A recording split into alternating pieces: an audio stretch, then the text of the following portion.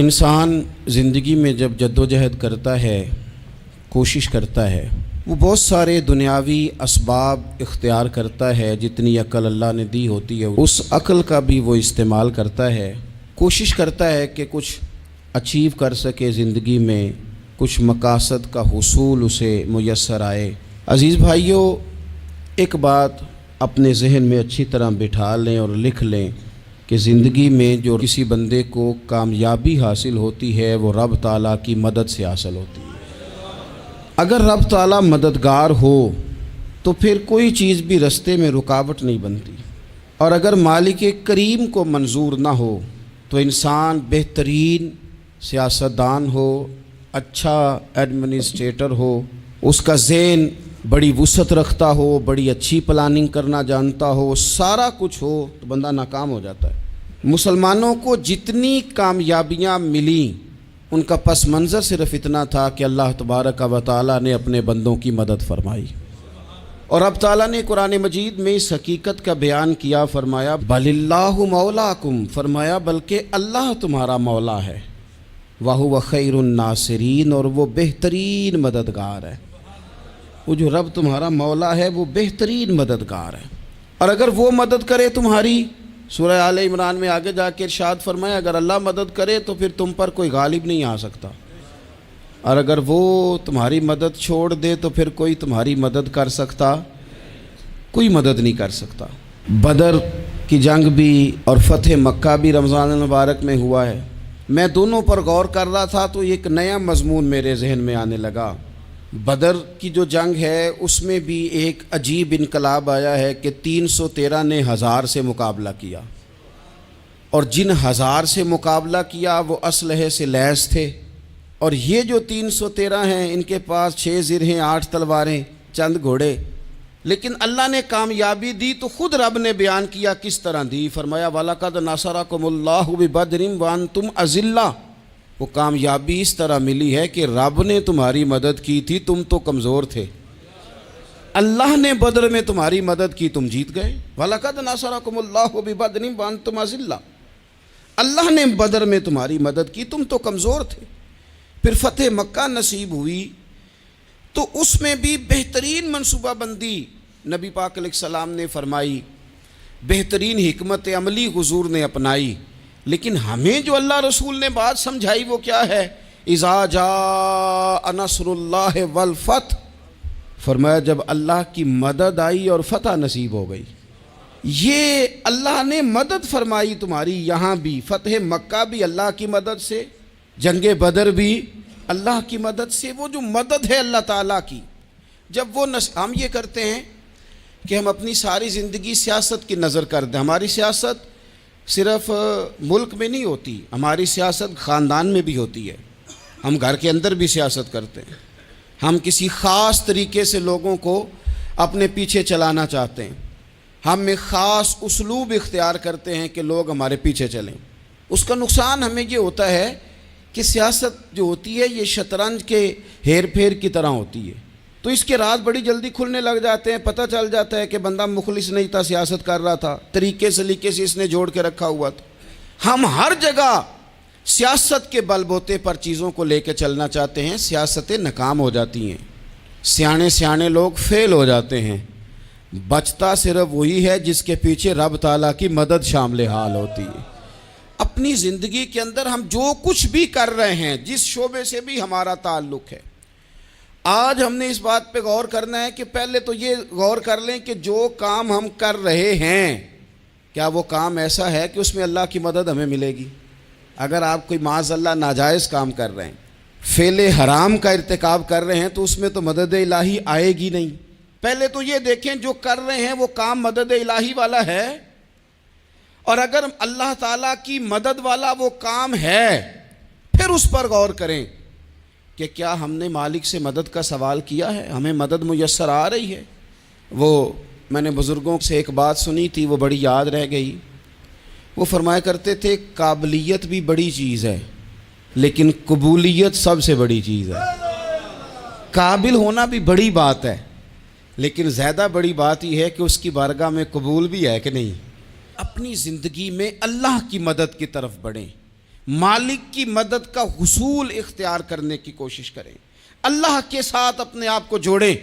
اگر اللہ کی مدد نصیب ہو، یہ جو ہم جتنا ڈرتے رہتے ہیں، سہمے رہتے ہیں، پریشان رہتے ہیں کوئی کیا کر دے گا، ہمارے ہاں نا ہر شعبے میں معاذ اللہ ایک مافیا ہے، الا ماشاء اللہ۔ وہ مافیا کہتا ہے میرے ساتھ ملو گے تو میں چلنے دوں گا، ورنہ میں نہیں چلنے دوں گا، مارکیٹ میں آ ہی نہیں سکتا فلانا بندہ، چونکہ یہاں ہمارا قبضہ ہے۔ اور میرے بھائی پھر بہت سارے لوگ جن کی نیتیں اور ارادے بڑے اچھے ہوتے ہیں شروع میں، وہ بھی اس مافیا کا شکار ہو جاتے ہیں اور ان کے رنگ میں رنگ جاتے ہیں۔ یاد رکھنا، کسی شخص کی بلیک میلنگ کا کبھی شکار نہ ہونا، کبھی کسی کی میٹھی اور مسجع مکفہ باتوں کا شکار نہ ہونا۔ کوئی کیا کر سکتا ہے اگر اللہ مددگار ہو تو؟ جس کو رب کریم اٹھانا چاہے اسے کوئی گرا سکتا ہے؟ ہم یہ ڈرے ڈرے سہمے پریشان فیصلہ کرنے کی طاقت نہیں، مجھے چلنا چاہیے کہ نہیں، اٹھنا چاہیے کہ نہیں، کرنا چاہیے، اٹھ باندھ کمر کیوں ڈرتا ہے؟ پھر دیکھ خدا کیا کرتا ہے۔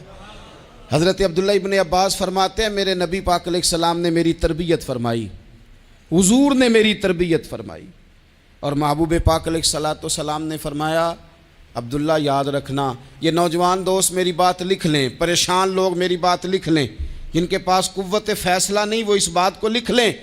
حضرت عبداللہ ابن عباس فرماتے ہیں میرے نبی پاک علیہ السلام نے مجھ سے فرمایا تھا عبداللہ سن، اگر ساری دنیا مل کے تیرا کوئی نفع کرنا چاہے کر نہیں سکتی جب تک میرے رب کی رضا نہ ہو، اور فرمایا ساری دنیا مل کے تیرا کچھ بگاڑنا چاہے تو عبداللہ بگاڑ نہیں سکتی جب تک رب کریم کی حکمت کا تقاضا نہ ہو۔ لوگوں سے ڈرنا، لوگوں کی طرف دیکھنا، ماحول دیکھ کے اپنے راہ کا تعین کرنا، ہر بندے کے خیالات کے مطابق ڈھلنے کی کوشش کرنا، فلانا نہ ناراض ہو جائے، فلانا نہ ناراض ہو جائے، وہ جس نے ہونا ہو جائے، بس رب رسول ناراض نہ ہو۔ اپنی زندگی میں اپنے مالک کو مولا جان کے، بل اللہ مولاکم، اللہ تمہارا مولا ہے، وَهُوَ خَيْرُ النَّاصِرِينَ، وہ بہترین مددگار ہے۔ توجہ جب بھی کریں رب کی جانب کریں، اپنے دل کا قبلہ درست رکھیں، سوچوں کے زاویے سیدھے رکھیں۔ میرے بھائی مالک جب بندوبست کر دے نا، جب مالک بندوبست کر دے پھر ایسا بندوبست کرتا ہے کہ لوگوں کے پاس نا چارہ نہیں رہتا۔ حضرت مریم رضی اللہ تعالی عنہا پاک باز تھیں، مسجد میں رہی تھیں، پر مالک کی حکمت کے تقاضے بڑے عجیب ہیں نا۔ پھر جناب مریم کو اللہ تعالیٰ نے بغیر شوہر کے اولاد عطا کر دی۔ یہ بات ہی ایسی تھی، وہ کسی نے کہا تھا کہ مخلوق تو فنکار ہے اس درجہ کے پل بھر میں سنگے در کعبہ سے بھی اصنام تراشے، تم کون ہو کیا چیز ہے داغ کبابی، لوگوں نے تو مریم پہ بھی الزام تراشے۔ تو لوگوں نے کہا کدھر سے لے آئی بچہ، تیرا باپ تو ایسا نہیں تھا، کہاں سے لے آئی؟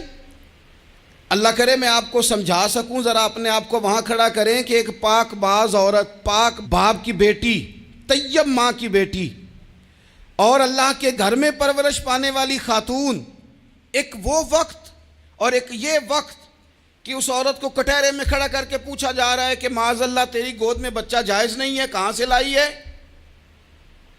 اب خود سے صفائیاں بندہ کتنی کو دے، کتنی کو وضاحتیں کرے۔ اور میں نے تو اپنی زندگی میں دیکھا ہے زیادہ وضاحت دینے والے کو بھی لوگ جھوٹا سمجھنے لگ جاتے ہیں، زیادہ وضاحت دینے پر بھی لوگ کمزوری کا اظہار سمجھتے ہیں کہ کمزور پڑ گیا۔ آپ صلح کی کوشش کرتے ہیں، سامنے والا بزدل سمجھ لیتا ہے، زیادہ وضاحتیں بھی کمزور کر دیتی ہیں۔ اب حضرت مریم کو کٹہرے میں کھڑا کر کے کہا بچہ کس کا ہے؟ تو پھر خدا بندوبست جب کرے، اللہ جب مددگار ہو، تو پھر حضرت مریم کی گواہی درختوں سے نہیں دلوائی، اس نے پتوں سے نہیں دلوائی، پھر فرشتے نہیں بھیجے۔ حضرت مریم کہنے لگی مجھ سے نہ پوچھو، وہ جو پنگوڑے میں ہے اسی سے پوچھ لو، ان سے پوچھو نا، وہ کون ہے پوچھ لو، ان سے کر لو سوال۔ انہوں نے کہا پنگوڑے میں چند دنوں کا بچہ یہ جواب دے گا؟ مددگار تھا رب،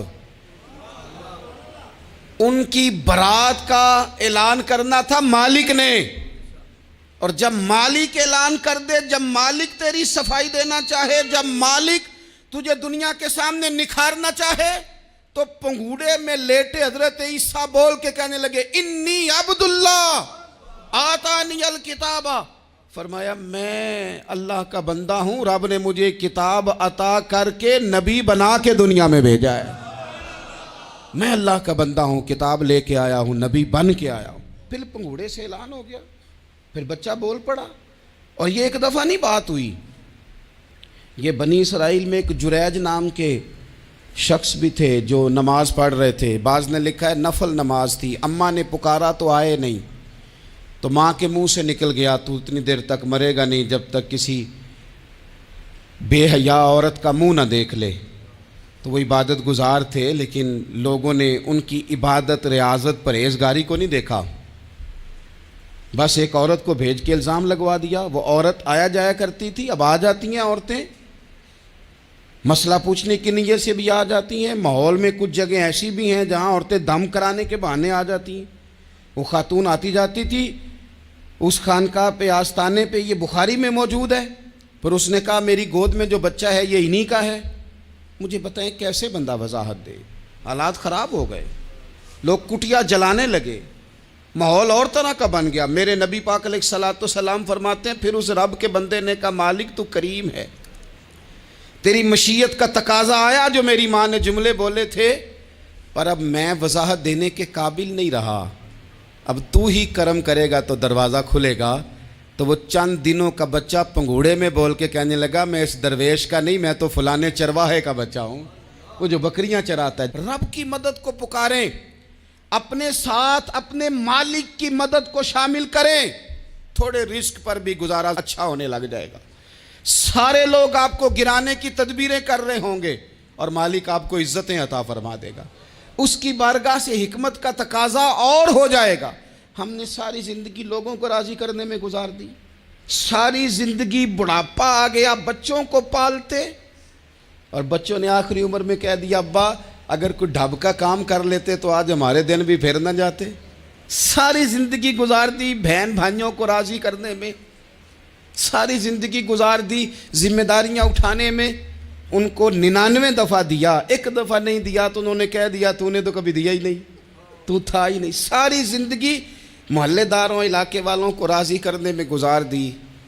اور میں نے ایسے لوگ بھی دیکھے دین کے لیے وقت گزارا، لیکن جب بڑھاپے میں دانت کام نہ کرتے تھے تو وقت کے مفتیوں کو بھی مسجدوں کی کمیٹیوں نے کہہ دیا اب آپ کی سمجھ نہیں آتی، ہم نے خطیب کو یور رکھنا ہے، نہ دیکھو دنیا کی طرف، دنیا رلا دیتی ہے، نہ راضی کرو بندوں کو، بندے تھکا دیتے ہیں، نہ پیچھے بھاگو ہر وقت دنیا داروں کے، یہ انسان کو کمزور کر دیتے ہیں۔ وہ تو کریم ہی بڑا ہے، 2 آنسو زمین پر بعد میں گرتے ہیں، بندے کے گناہ سارے پہلے